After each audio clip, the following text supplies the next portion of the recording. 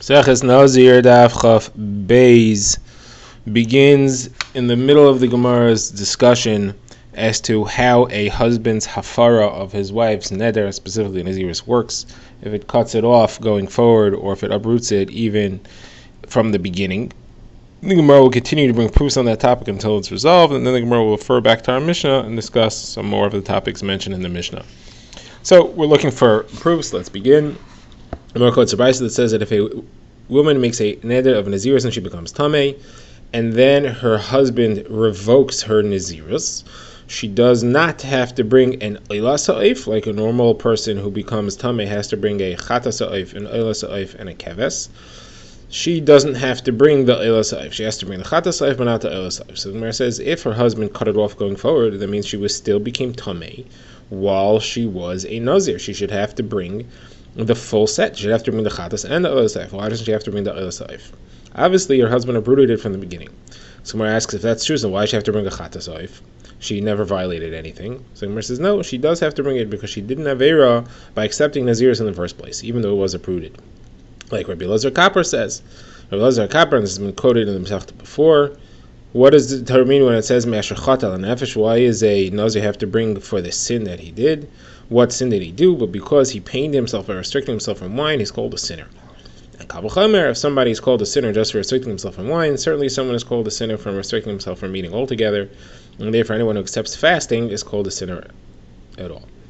Okay, now the Gemara brings a proof. Another proof, it says explicitly in the Brisa, the Gemara says if a woman makes a vow of Nazirus and her friend hears and says, and me too, then the first woman's husband revokes her neder, and he's mefer it. So she, the first woman, becomes mutter because her husband revoked her neder, but the second woman still remains in her vow of Nazirus. Obviously, the first Nazirus at the time of its formation still exists. It was not revoked going backwards, because if it was revoked going backwards, and when the second woman said to me and me, she was linking to something which no longer exists retroactively, and therefore she would have her Nazirus canceled as well. The fact that she doesn't proves that it only gets cut off going forward.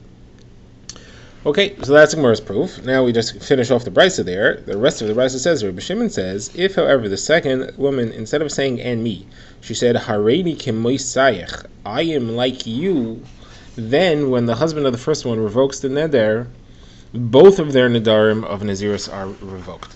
And the reason is because when she said, I am like you, she was saying whatever happens to your Nazirus will affect mine as well, even in the future.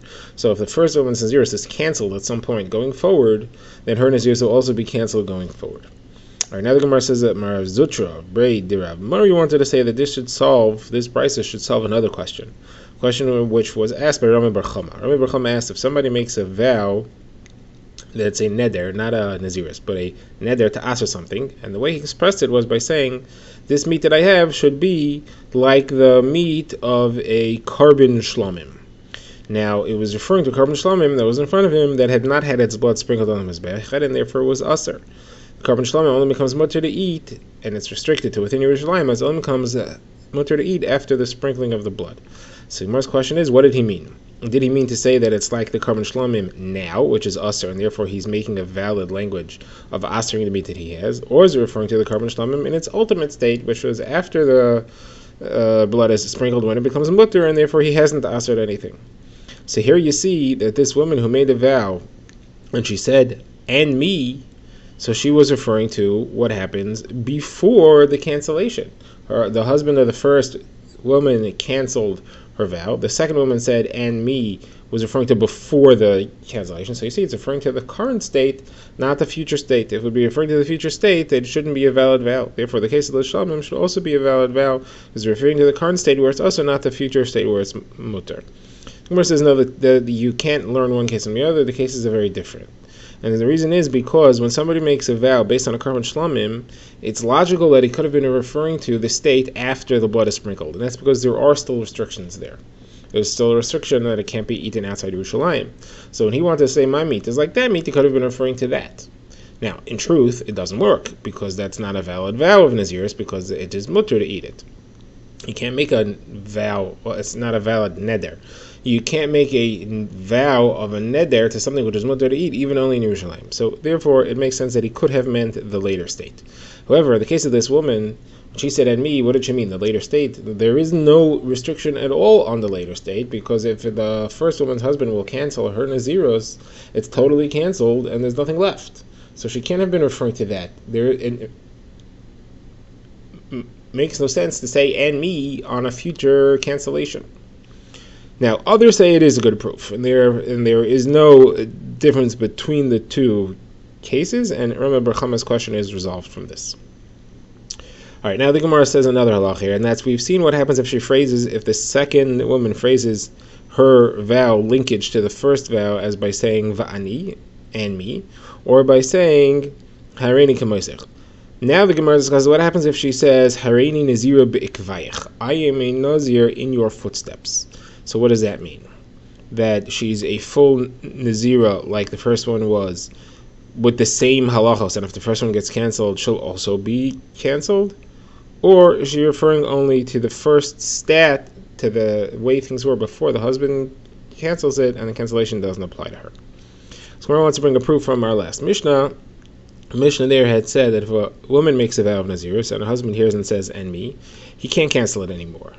So the Gemara wants to say that when he says, and me, it's the same as saying, hareini be'ikvayich. And the reason that he can't cancel it must be because then he'll be canceling his own. He can't cancel your own. A husband can't cancel his own Nazirus. Therefore, it must be that saying hareini be'ikvayich would be canceling the second person's as well. If the first one is canceled, the second one is canceled as well, and that's why he can't cancel it. So Gemara says, no, that's not the pshat. Really, if you say hareini be'ikvayich, it would not cancel it. Why here can't the husband cancel the wife's once he said, I'm like you? Because by saying I'm like you, he established he was a mekayim her Nazirus. You can't be made for something after you're mekayim it. In order to do that, you have to first go to a chacham, cancel your kiyum, then he could be made for it. But that's not what he did here. He just was trying to be made for something which he had already been mekayim, and that doesn't work. Okay, back to the Mishnah. Mishnah had said that if a man makes a vow of Nazirus, and then he says to his wife, and you, what about you? And she says, Omein. So her Nazirus is linked to his. He could make for his own, and hers will be hufar, or he could be made for just hers, and his will stay, because hers was linked to him.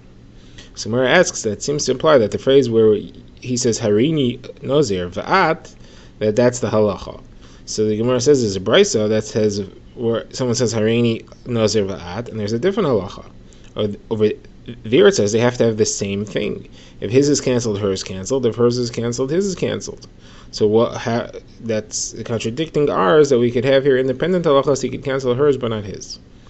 So there are two ways of dealing with this. If Yehuda says you have to change the gears, so there it has to be that hers could be canceled and not his. Abaye says no, you could make it fit. And that's the punctuation is different. In our Gemara, he said, I'm a Nazir, and what about you? ? If she answered yes, he could cancel hers and leave his intact. In the Bryce there, though, he said to her, I am a Nazir and you. Didn't ask. He made one vow of Nazir saying and you, and she has to agree, and she said Amen. Therefore, it's one vow of Nazir. So if he cancels his, he cancels hers. If he cancels hers, he cancels his also, because the two are linked to each other. And that's why the halacha there is different than we see.